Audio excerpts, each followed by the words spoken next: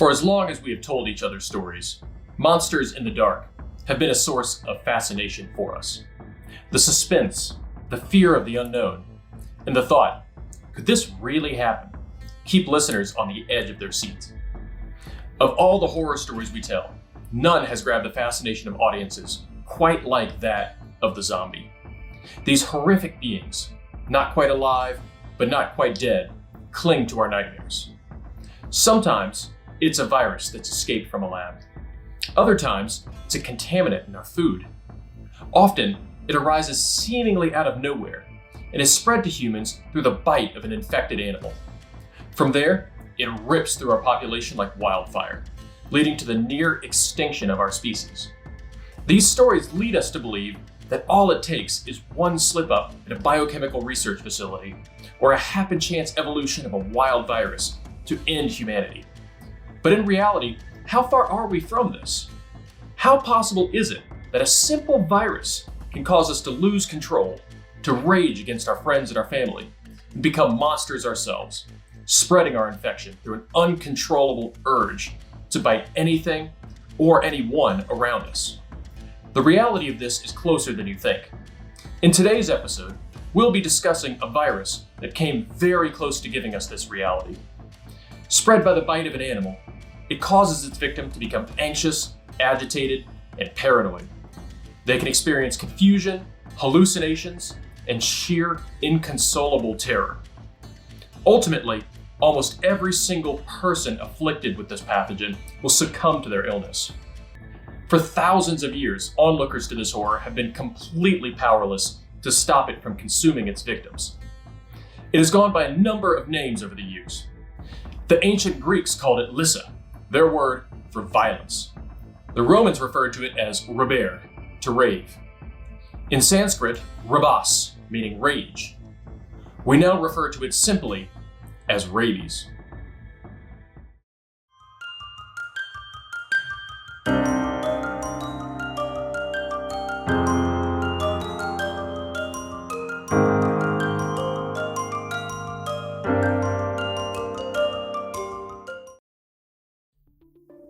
So, what exactly is rabies?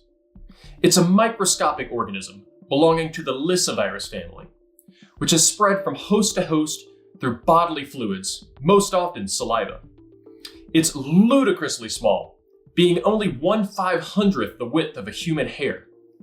Despite its minuscule stature, however, it packs a devastating punch, producing near guaranteed mortality in anything it infects. When delivered to its victim, almost always in the form of a bite, the tiny virus spreads throughout the wound, infecting nearby muscle by binding to receptors on the cell surface and forcing its way inside. Muscle is not, however, what the invader is truly interested in. What it really wants is nerve tissue. Over the coming days, it spreads deeper and deeper until it finally reaches one of the nerves buried under the muscle tissue. Once here, the virus begins its slow march up the nerve. No matter where on the body this bite occurs, all nerves lead to one place, however: the brain. The virus does not rush this process, though. It has time. It has a somewhat unique ability to hide from the immune system, sliding silently like a submarine beneath the ocean surface, as it travels slowly up the nerve towards its final goal of reaching the brain. Usually, it takes the virus weeks to months to make this journey. In modern times, this gives victims a chance to fight back. Due to the virus's silent nature, the body does not produce antibodies against it on its own. If a victim seeks medical attention, however, doctors can inject them with artificially produced antibodies, as well as give them a vaccine, which will alert their immune system to the invader, which was insidiously spreading under the immune system's oblivious watch.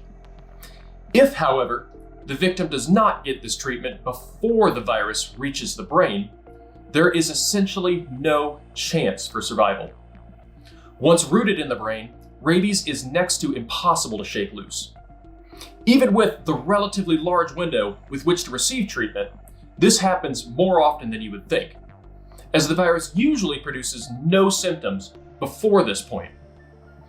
Once in the brain, though, it runs wild, unleashing its full terror on its host. It starts with vague symptoms, such as a fever, headache, and chills. But soon, it progresses to cause anxiety, restlessness, and confusion. As the brain begins to swell, it can cause specific neurological deficits in some people, such as a partial paralysis of an arm or a leg. As the patient is now on a certain path towards death, the virus must make an escape plan. It begins to interfere with areas of the brain associated with fear and aggression, enhancing these emotions in the victim, producing paranoia, hallucinations, and sheer uncontrollable terror. The virus also instructs the salivary glands to kick into overdrive, producing copious amounts of saliva filled with the rabies virus, causing the classic foaming at the mouth appearance. Most will also experience an inability to drink water. This comes in the form of severe, uncontrollable spasms of the neck and the throat when a victim is presented with water to drink.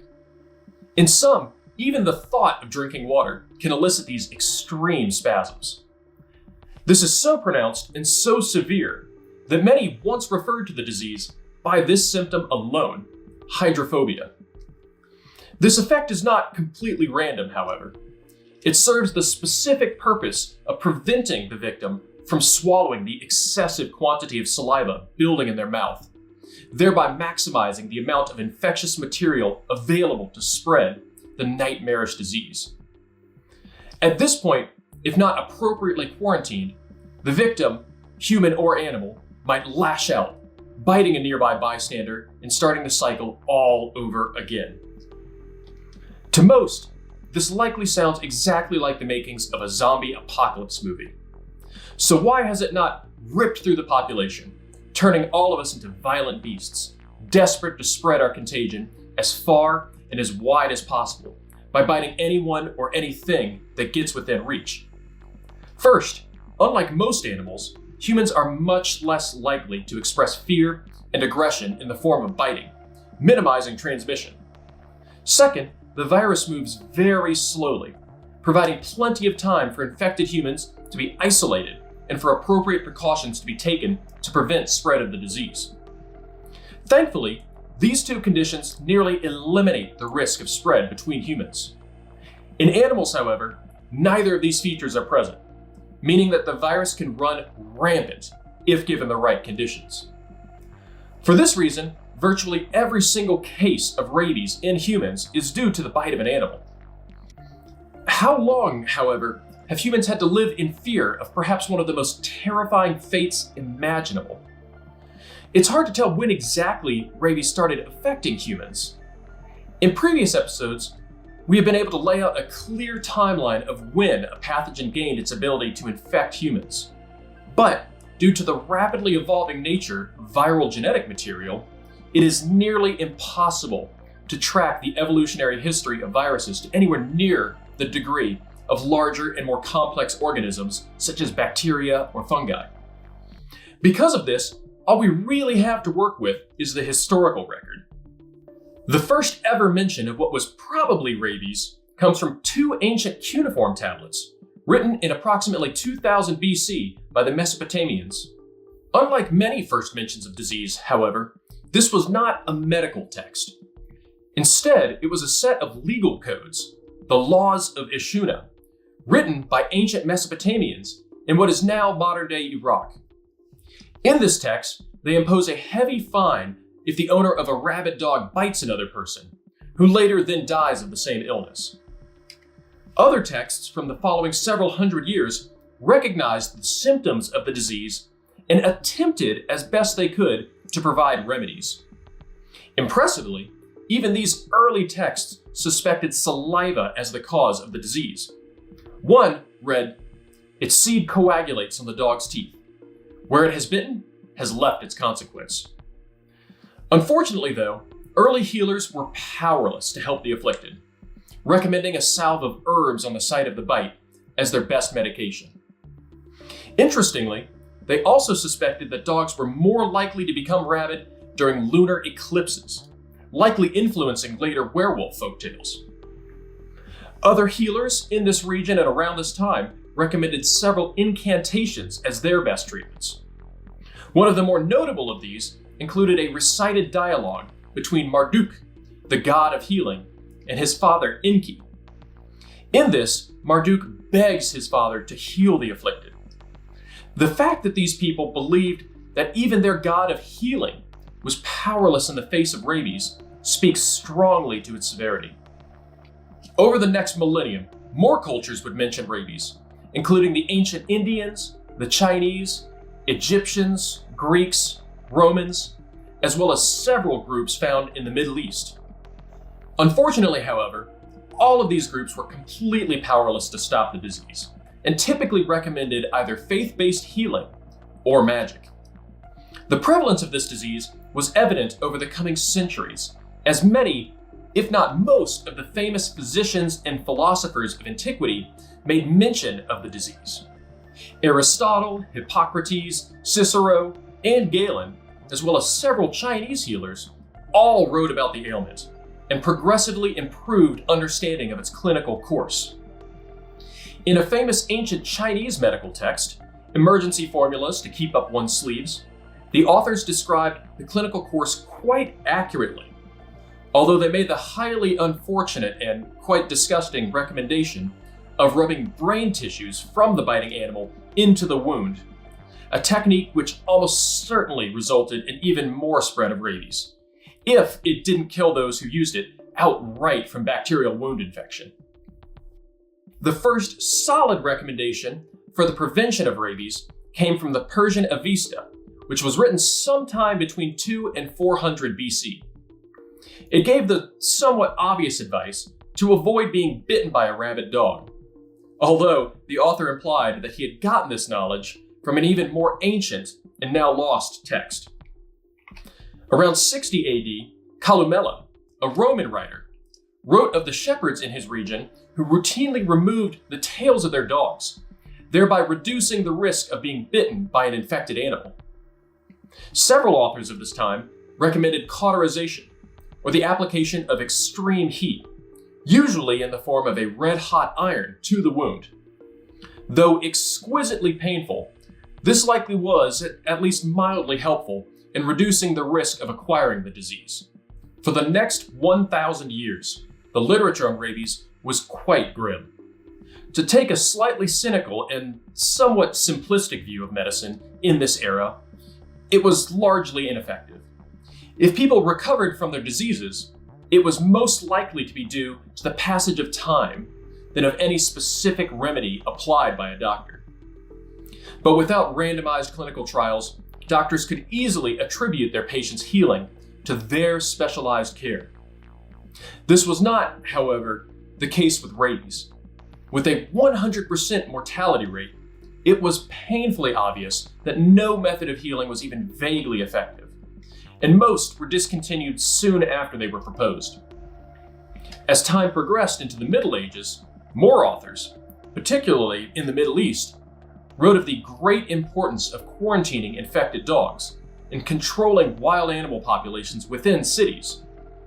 But medical care remained almost totally ineffective. As with much of medical care at this time, this led to treatment for the ill slowly transitioning away from accepted medical and surgical practices and towards more religious treatments, with several purported miracle cures occurring throughout the continent of Europe. Several churches even declared themselves to be specialized rabies treatment sites. For example, a church in the village of St. Hubert, Belgium, began the practice of branding dogs with a white-hot key of St. Hubert to prevent the disease from being contracted by these animals. While widely practiced on animals at the time, the preferred treatment for humans was to create a cut on the forehead in which threads from St. Hubert's stole, a holy relic that somewhat resembles a scarf, were placed. Of course, these were followed by much prayer and fasting.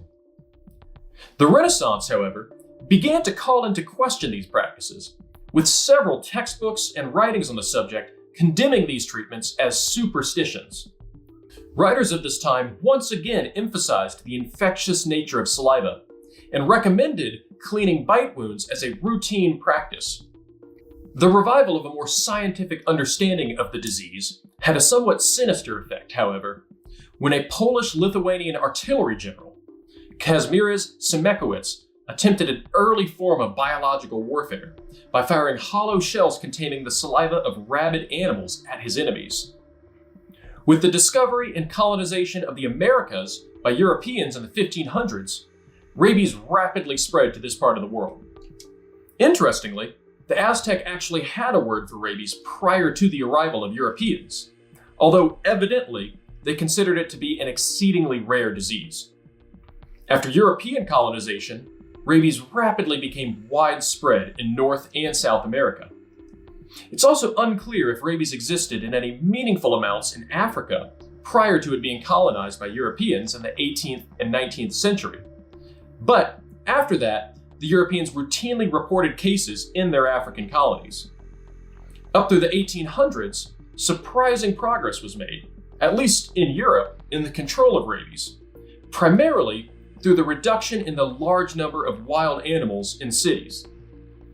Some of the great scientific minds of the time made much progress, such as describing variable rates of transmission depending upon where on the body the bite occurred, accurately determining how long after a bite a person or animal should be quarantined, as well as producing increasingly detailed descriptions of the clinical course. Despite this, scientists felt that they needed to observe the disease even more closely.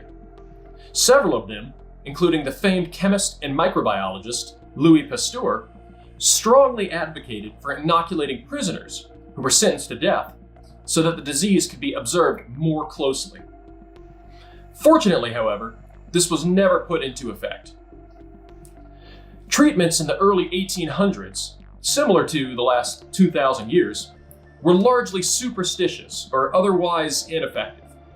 A common treatment at the time recommended applying hair of the dog that bit you to wounds to prevent transmission, a practice that would inspire the now famous purported hangover cure.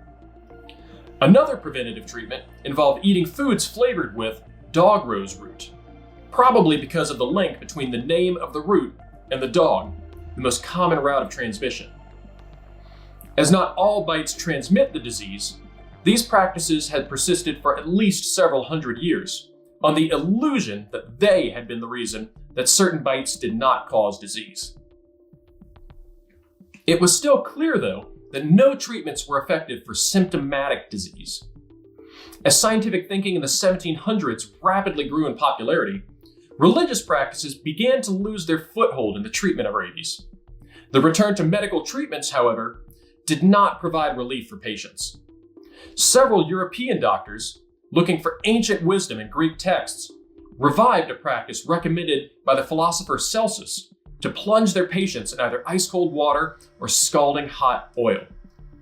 Much like their ancient predecessors, however, they soon found that they were essentially torturing their patients, with no benefit to their survival. Knowing this, many medical practitioners instead chose to euthanize their patients, typically either through suffocation or bleeding, in order to prevent their further suffering. As the 1800s progressed, the disease began to be more well understood. Scientists had shown conclusively that rabies was indeed transmitted by saliva, and that it traveled up towards the brain through the peripheral nerves. Some doctors even began formally experimenting with amputation of a bitten limb as a preventative strategy. This had, of course, been tried by surgeons in the past, but prior to the development of antiseptic methods, patients were just as likely to die outright from the amputation as they were to potentially succumb to rabies. While amputation was an extreme and highly risky strategy for the prevention of the disease, another new procedure, vaccination, showed a good bit of promise. In 1796, Edward Jenner had pioneered the prevention of smallpox through intentional exposure to the much less deadly, but closely related, cowpox. Just 3 years later, an Italian physician, Eustubio Valli, would try to transfer this principle to rabies when he exposed the saliva of a rabid dog to gastric acid in an attempt to weaken it. After this, he injected the solution into a pair of men who had been bitten by rabid dogs. Fortunately, neither of these men contracted rabies. This could potentially make him the first ever person to vaccinate against rabies, although his very small sample size and lack of any laboratory analysis make it impossible to verify his claim. Tragically, though, he would die just several years later in a failed and unfortunate attempt to vaccinate himself against yet another deadly illness, yellow fever. The biggest breakthrough in the field came in France in 1885, when the chemist Louis Pasteur became the first person to successfully use vaccination as a method to prevent patients who had been bitten by animals who had been confirmed to be infected from contracting the disease. His first patient, a 9-year-old boy by the name of Joseph Meister, was attacked and bitten repeatedly by a rabid dog.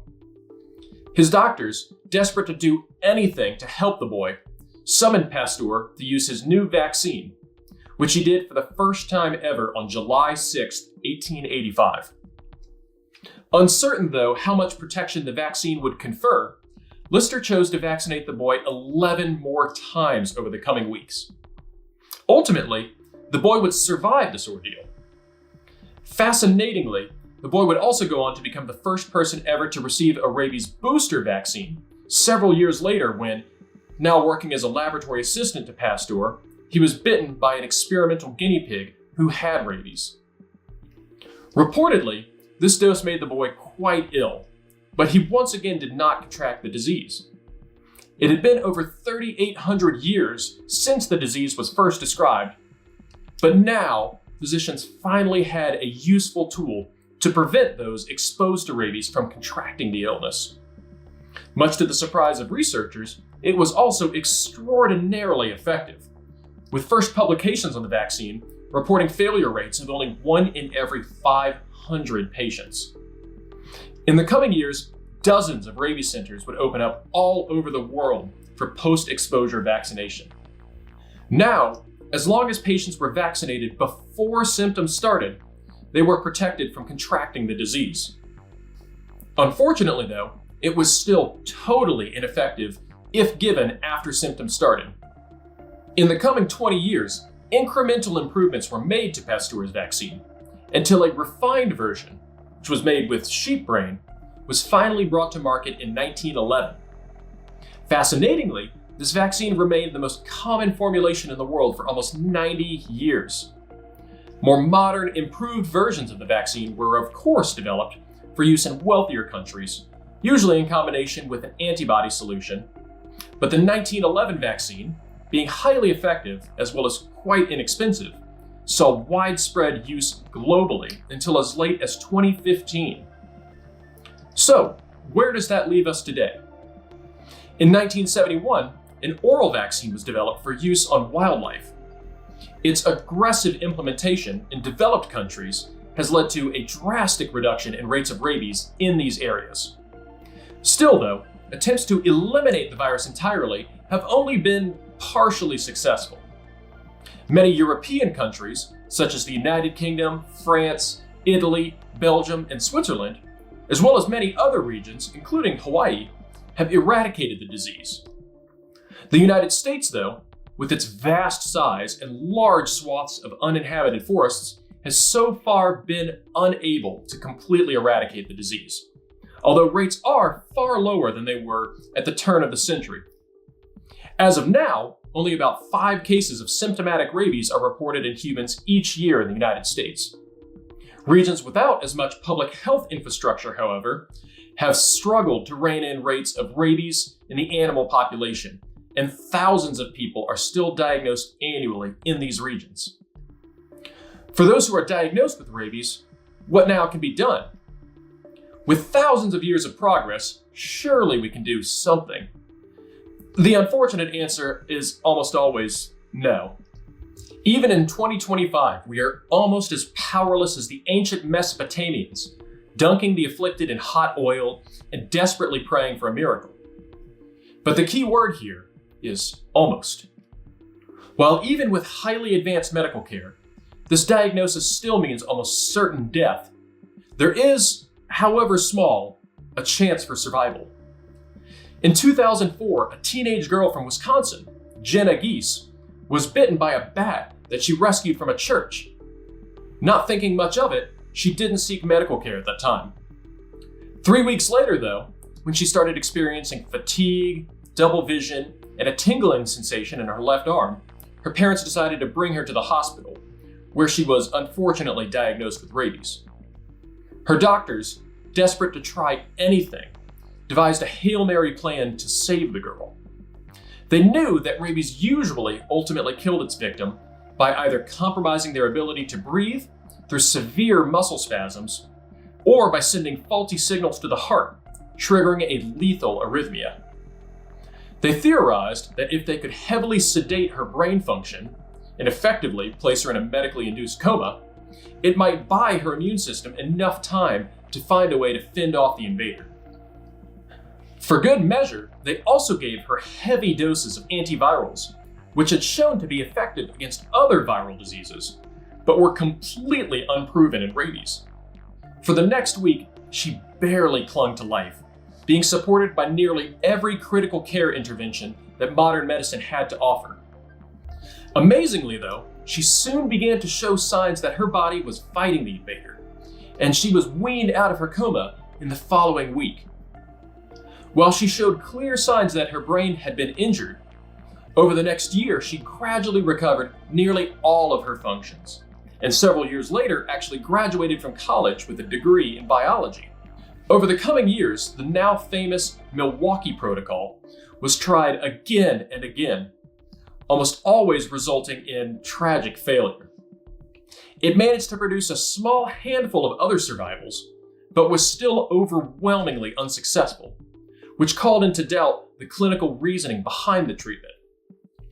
Even the doctors who developed the original protocol speculated that luck had likely played a major part in Jenna Gisa's survival, and perhaps she had contracted a particularly weak form of the virus. While in the United States, rabies is now exceedingly rare, it is still a major medical threat in many parts of the world. It is important to remember evolutionarily just how close this virus came to completely wiping out humanity thousands of years ago.